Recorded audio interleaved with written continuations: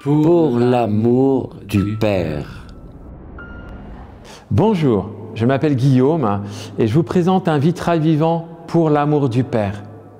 Il est né d'une expérience, celle de la mise en scène d'une veillée La Force des Psaumes à 4 reprises dans ma paroisse avec une dizaine de personnes et encouragé par les psalmistes, par l'Assemblée, j'ai sollicité 50 personnes qui aujourd'hui disent un psaume, en parlent et témoignent de leur engagement dans l'Église d'aujourd'hui.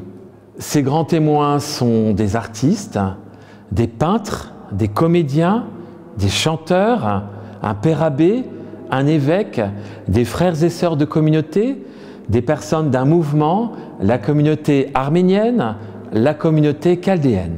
Depuis 500 ans, à la suite de saint Ignace de Loyola, des chrétiens se mettent en présence du Christ avec la méditation des évangiles de façon immersive, de tout leur être, avec leur intelligence spirituelle et leur sens humain. Pourquoi aujourd'hui n'utilisons-nous pas les psaumes pour une mise en présence d'Abba Père, Créateur et Sauveur?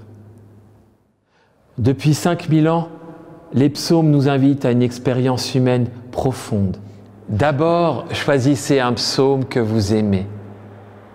Faites une prière à l'Esprit Saint pour cette mise en présence d'Abba Père. Vivez chaque mot, chaque sentiment comme une prière profonde, comme une relation au Père. Tutoyez-le.